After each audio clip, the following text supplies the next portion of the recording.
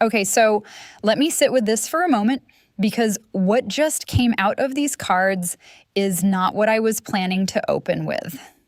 Because the first thing these cards showed me is not the eclipse, it is someone. Someone who has had a very specific investment in you, not being ready for what August 12th is about to hand you.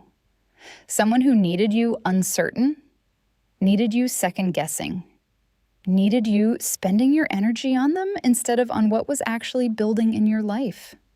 And what I am getting right now, before I have said a single word about the countdown or the portal or any of it, is that their grip on your attention is about to run out of time. 6 days. That is what they have left. And by the end of this reading, you are going to understand exactly what August 12th does to someone who built their whole arrangement on keeping you from seeing clearly. Because the eclipse does not just change the sky, it changes what becomes visible underneath it. 6 days. That is what you have. 6 days between right now and one of the most significant sky events of this century. And I want to ask you something before we go anywhere else in this reading. How have you been spending them? Not in a judgmental way. I am asking because the cards are showing me something very specific about the days leading into this eclipse. And it is something I think a lot of people are going to miss because they are so focused on August 12th that they are treating everything before it as empty space, as the waiting room, as the part that does not count yet. And these days are not a waiting room. Each one of the next 6 days has a specific job. And today, August 6th, has a job too, right now, while you are watching this. Let me tell you what I mean by that. Stay with me 1 second on what a total solar eclipse actually is. The simple version, because it changes how you understand the countdown. On August 12th, the moon passes directly in front of the sun. For a few minutes, daytime disappears. And then, and this is the part almost nobody talks about, the light comes back. The darkness gets all the attention. The buildup gets all the attention. August 12th gets all the attention. But spiritually, the moment that matters most may not be the darkness at all. It may be the moment the light returns. Because when the sun comes back and the eclipse is over, when the waiting is finished and the anticipation is done, and there is no longer a future event to look toward, you are left with one question. Now what? What did you see in the dark? What became clear while the familiar light was gone? What are you going to do differently in the ordinary days that follow, now that you have witnessed something that interrupted what you thought was permanent? That question, the one the returning light asks, is what the next 6 days are preparing you to answer. And the cards are showing me that you are further along in that preparation than you realize. I need to come back to what stopped me at the beginning of this reading, because the cards have not moved off it, and I think I understand why now. What they showed me when they landed is a specific kind of watching. Not surveillance, not judgment. Something quieter and stranger than that. It is the feeling. And I want to describe this precisely because I think you have felt this recently and not had a name for it. It is the feeling of being observed by something that knows you very well. Something that has seen every version of you. Every moment you held on when it would have been easier to let go. Every time you showed up for something without any guarantee it would work. Every quiet, private, unannounced decision you made to keep going. Something has been watching all of that. And I am going to tell you what it is. But first, I need to tell you something about the 6 days, because this is the part I almost said too soon. Okay, so each of the 6 days before August 12th is doing something specific. Not dramatically, not in a way that announces itself, Today, August 6th, today is the day you become aware, not of the eclipse, of yourself, of where you actually are versus where you have been telling yourself you are. There may be a moment today, quiet probably, where you see something about your own situation more clearly than you have in a while. Not because anything changed, because you are finally still enough to look at it directly. And August 7th is the day something that has been taking up space starts to feel less necessary. And I want to be specific about what I mean by that. Because it is not just a situation or a dynamic or a story you have been telling yourself. It is the grip. The specific, deliberate grip of someone who needed you occupied, needed you running in circles around what they were or were not doing, needed your attention pointed at them instead of at what was actually available to you. On August 7th, that grip starts losing its signal. Not because you do anything, because the eclipse is 6 days out and what is genuine in you is starting to orient toward it. And the thing that required your distraction to survive cannot compete with that pull. You may not even notice it as a loss. It will feel more like relief, like something you were holding without realizing. You were holding it finally putting itself down. And this is important. On August 8th, Lionsgate is when the door opens. I have talked about this in another reading this week. The portal activates. What is genuinely aligned in you starts to move more freely. And then August 9th, 10th, 11th, these 3 days are what I think of as the consequence days. The days after the door opens when whatever walked through with you starts becoming visible. These days will not feel like eclipses. They will feel almost ordinary. But things will be shifting in the background of those ordinary days in a way that will only become clear on August 12th. And August 12th is when it all connects. Not because the eclipse creates the story, because the eclipse creates the pause, large enough for you to finally read the one that has been building since August began. Now, here is what the cards are showing me about the moment the light comes back after the eclipse. And this is what I meant when I asked, "Now what?" at the start of this reading. Not as a vague spiritual question, as a specific one. Because there is a specific answer the returning light is going to hand you. And it is not the answer you have been expecting.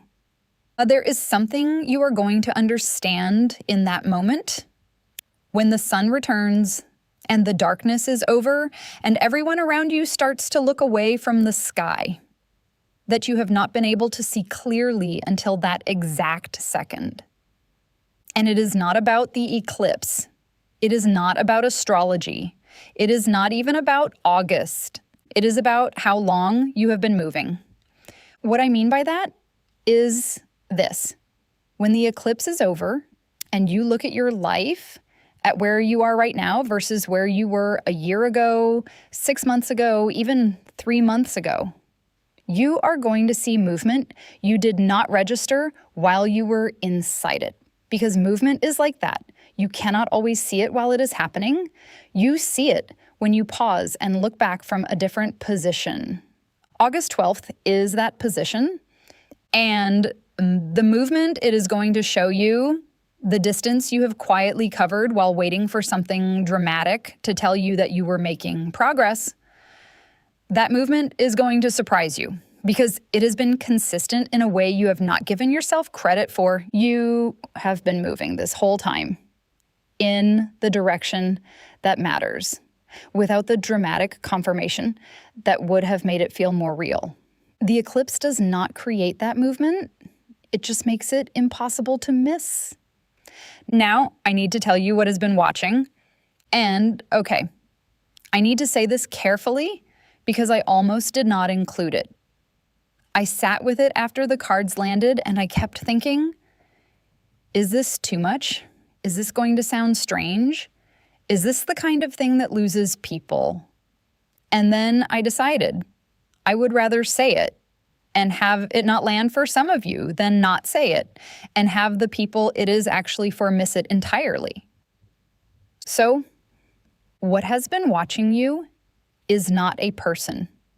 It is not something external. It is not something you need to be concerned about or protected from. What has been watching you, what has had a front row view of every version of you through every difficult stretch, every moment of doubt, every quiet decision to keep going, is who you used to be. Stay with me, because this sounds simple, and it is actually not. The version of you from a year ago, 2 years ago, whatever the timeline is that feels significant for you, that version of you did not know if you were going to make it through what you were in the middle of, did not know if what you were holding onto was worth holding, did not know if the direction you were moving in was the right one, or if you were going to arrive somewhere that made the difficulty worth it.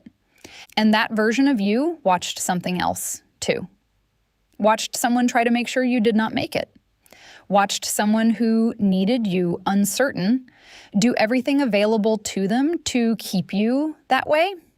Watched you absorb it, question yourself, adjust yourself around it, try to understand it, while something in the background kept building anyway, kept moving anyway, without their knowledge and without their cooperation. That version of you, scared, uncertain, holding on anyway, building anyway, has been watching. And what the eclipse is about to show you is the view from where you are now, which is what that earlier version of you was hoping for and could not see yet. That is what has been watching. Not with judgment, not with the specific anxiety of someone who did not know how it would turn out, with something closer to awe. Because it turned out. And I want to say something about that, about the awe, because I think it is the thing this reading is actually about. And I almost talked myself out of saying it directly.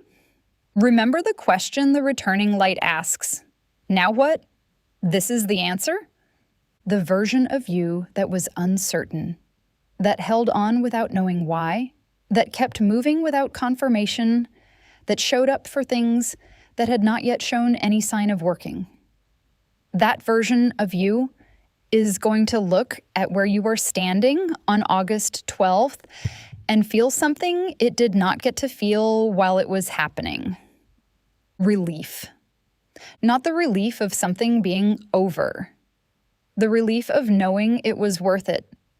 The relief of seeing from a distance what could not be seen from inside it, that the holding on mattered, that the quiet, unannounced, undramatic consistency of just continuing to move was doing something real, even when it felt like nothing. That is what the eclipse reveals for you. Not a new beginning, not a dramatic shift. The confirmation that the one you have already been in, the movement you have already been making, was real. And that the version of you who was not sure it would be okay, it was okay. It is okay. Now, I want to say something about the next 6 days specifically, because this reading lands on August 6th, and I think that timing is not accidental. You are not waiting for August 12th to begin doing something. You are already in it. The thing that keeps returning to your mind this week, the idea, the question, the direction that refuses to leave even when you try to set it down, that is not distraction. That is the eclipse doing its first job. Getting your attention weeks before the moon ever covers the sun. Do not talk yourself out of it. Do not analyze it into something smaller and more manageable than it actually is. Do not let the version of you that learned to stay cautious convince you that the thing returning to your attention is just wishful thinking. Your first reaction to things this week, before your mind has time to rewrite it into something more reasonable, trust that. The first feeling, the one that arrives before you have time to explain it or justify it or make it make sense to anyone else. That first feeling, belongs to you. The explanation you reach for afterward belongs to everyone who ever told you. To be more careful about hoping for things. The eclipse is not asking you to be careful. It is asking you to notice what you actually know. And one more thing. And it is about what happens after August 12th. Because I think people spend so much time preparing for the eclipse that they forget to prepare for the ordinary days that follow it.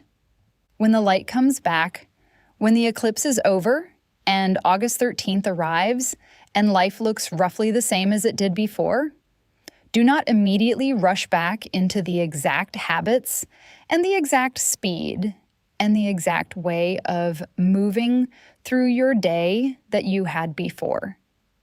The eclipse is measured in minutes. What you do with the days after, it is measured in months. Let the returning light ask its question. Sit with the answer before you fill the space with everything that usually competes for your attention. Because the most important thing you are going to notice on August 12th will not be above you.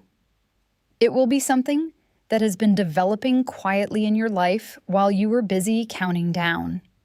And when you see it, clearly, finally, without the noise of everything else crowding it out, you are going to understand why you are here watching this on August 6th.